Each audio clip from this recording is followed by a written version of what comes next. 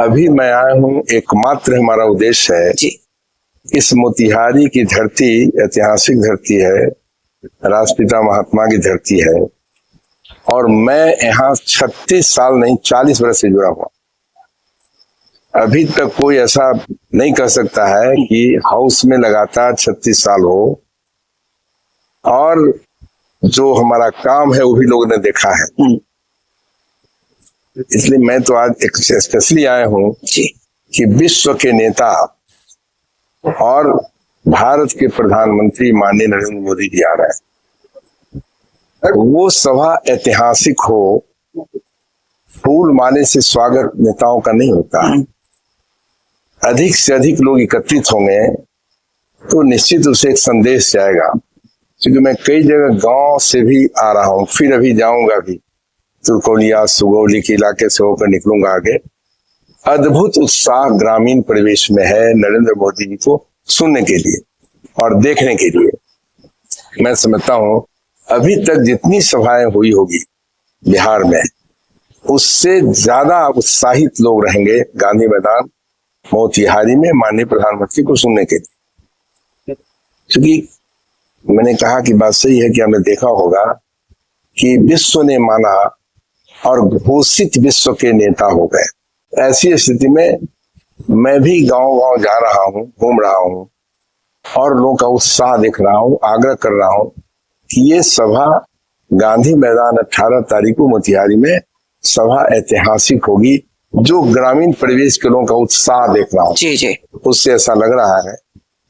और फिर अभी 2 दिन हो, यहाँ से लेके बेतिया तक जाऊंगा, क्योंकि अपना जो मेरा संबंध है गांव गांव, मैंने कहा कि बहुत पुराना संबंध और अस्थाई संबंध है। उस संबंध में जरा सा भी हमारा कोई टूट नहीं है। जी जी, लोगों में उत्साह वही है। सर जैसे नहीं आपने कहा कि मोदी जी चंपारण में आ रहे हैं, तो क्या लगता है कि चुनावी माहौल को देखते हुए उनका आगमन है, या फिर कुछ ऐसे बिहार को सौगात देने वाले हैं जिससे बिहार का कल्याण हो? देखिए, इस देश के प्रधानमंत्री इधर लगातार राज्य के कई जिलों में पहुंचे हैं और देखा होगा वो ऐतिहासिक सभाएं भी हुई है और बिहार के लिए महत्वपूर्ण घोषणाएं हुई है, महत्वपूर्ण सौगात मिला है। निश्चित रूप से वो तो खुद अपने बताएंगे, लेकिन बड़े सौगात के साथ आएंगे बिहार। इतने ही मैं कहूँगा।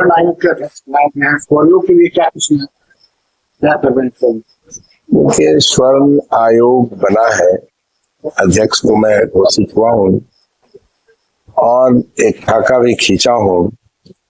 निश्चित रूप से हर समाज के लिए चिंतित हमारे माननीय प्रधानमंत्री जी हैं और हर समाज के लिए योजनाएं लेकर हमारे प्रदेश के मुख्यमंत्री माननीय नीतीश कुमार जी हैं, काम कर रहे हैं।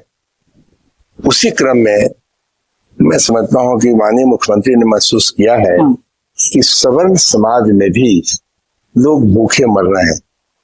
49% आबादी आज भी है जो गरीबी रेखा से नीचे है। 90% सवर्ण में ऐसे लोग हैं जिनके पास कोई सवारी नहीं है, व्हीकल्स नहीं है, रिकॉर्ड पर, सरकारी रिकॉर्ड पर मैं कह रहा हूं। ऐसी स्थिति में वो समाज को भी हर ढंग की सुविधा मिले, उसके विकास के लिए जवाबदेही दी गई है कि क्या क्या संभावनाएं बनती है। अभी तो तुरंत मैं शुरू ही किया हूं, उस क्रम में मैं आऊंगा, प्रमंडल स्तर पर बैठक कर रहा हूं। सर, स्वर्ण समाज की मूलभूत अभी क्या समस्या आपको नजर आता है और उसको कैसे दूर करेंगे आप?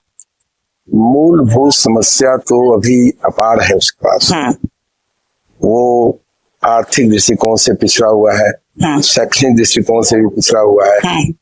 लेकिन ये बात संदेश है समाज में कि सवर्ण बड़ा ऊंचाई पर है, ये भी मैं मानता हूँ। एक और ऊंचाई मतलब धन संपत्ति भी अपार है, दूसरे तरफ भूखे भी मर रहे हैं लोग।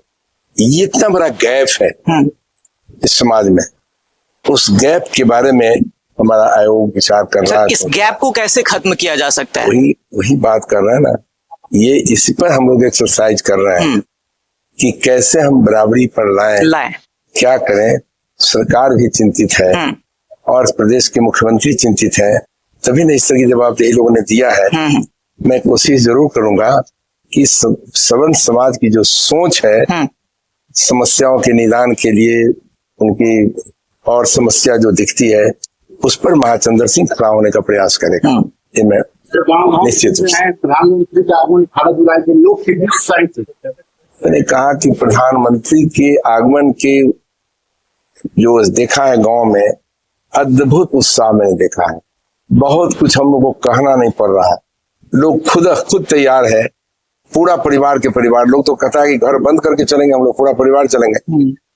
ये बच्चे को छोड़कर सब लोग निकल आएंगे। इसलिए मैंने कहा कि मोतिहारी की सभा माननीय प्रधानमंत्री जी का ऐतिहासिक होगा और अभी तक जितनी भी सभाएं हुई है उससे ज्यादा भीड़ होगी, ज्यादा उत्साह होगा और उसी ढंग से लोगों को उम्मीद है प्रधानमंत्री उसी तरह के सौगात भी मोतिहारी और पूरे राज्य के लिए बहुत बड़े बड़े सौगात देंगे।